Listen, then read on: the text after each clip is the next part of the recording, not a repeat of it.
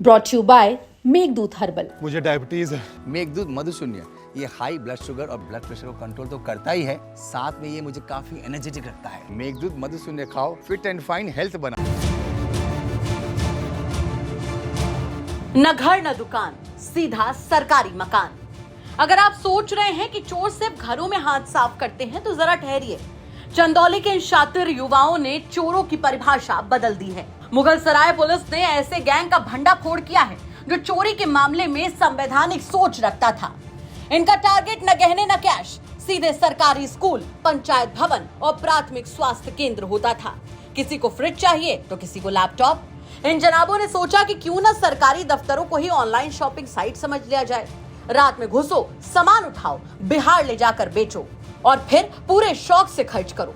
जब इन शातिरों से पूछताछ हुई तो मुगलसराय पुलिस को भी मानना पड़ा कि इनका बिजनेस मॉडल तो स्टार्टअप जैसा है। Battery, inverter, computer, monitor, fridge, revolving chair, जो मिला ये सब उठा लेते थे। इन चोरों के पास से मिला सामान देखकर तो लग रहा है जैसे किसी ब्लॉक ऑफिस का रेनोवेशन इन्हीं के घर में हो रहा हो।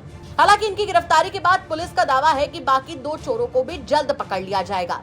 जी हाँ, डिप्टी एसपी कृष्ण मुरारी शर्मा ने बताया कि 4 चोर पकड़े गए हैं, 2 फरार हैं और हाँ, गाड़ी भी बरामद हुई है।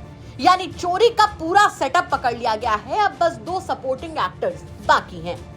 आज मुगलसराय पुलिस ने एक चोरों के ऐसे गिरोह का भंडाफोड़ किया है, उनको गिरफ्तार किया है। उनके 4 सदस्यों को, जो प्रायः विद्यालयों में, प्राथमिक विद्यालय में, न्याय पंचायतों में, स्वास्थ्य केंद्रों पर और जो शहर के किनारे और सड़क के आसपास रहते थे उनको निशाना बनाते थे।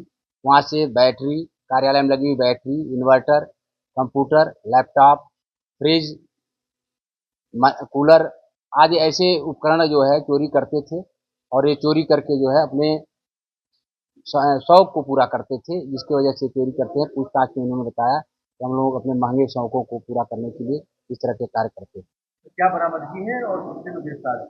इनके पास से जो है काफ़ी संख्या में बैटरी बरामद हुई है, इन्वर्टर बरामद हुआ है, लैपटॉप बरामद हुआ है और कंप्यूटर का CPU, मॉनिटर और फ्रिज बरामद हुआ है, कूलर बरामद हुआ है, रिवॉल्विंग चेयर बरामद हुई है और अलमारी बरामद हुई है। इस तरह से तमाम, और एक इनके पास से जिस गाड़ी को यूज करते थे वो वाहन भी बरामद हुआ है और जिसकी अनुमानित कीमत करीब 11 लाख रुपया बताई जा रही है। ये कितने लोग गिरफ्तार हुए हैं और आगे क्या कार्रवाई है? ये अभी हमारे पास हम 4 व्यक्तियों को, इनके 4 साथियों को पकड़े हैं और इनके 2 साथी मौके से भाग गए हैं, जिनकी तलाश के लिए हमारी टीमें लगी हुई हैं और शीघ्र ही उनको हम पकड़ लेंगे। मामला खुलासा हुआ है? लगभग 1 दर्जन चोरियों का इनके गिरफ्तारी से खुलासा हुआ है और ये भी बताना चाहूँगा कि ये इस जनपद के चंदौली के अतिरिक्त मिर्जापुर, वाराणसी और आसपास के जनपदों में भी इस तरह की चोरियों को करने की आदती है, अभ्यस्त है। खैर, इन युवाओं की दोस्ती तो मिसाल है। साथ पढ़े हो या फिर नहीं, पर साथ चोरी जरूर की। महंगे शौक थे तो सरकारी संसाधनों को ही OTT सब्सक्रिप्शन समझ लिया। लेकिन सरकारी महकमों की तत्परता भी कमाल की है।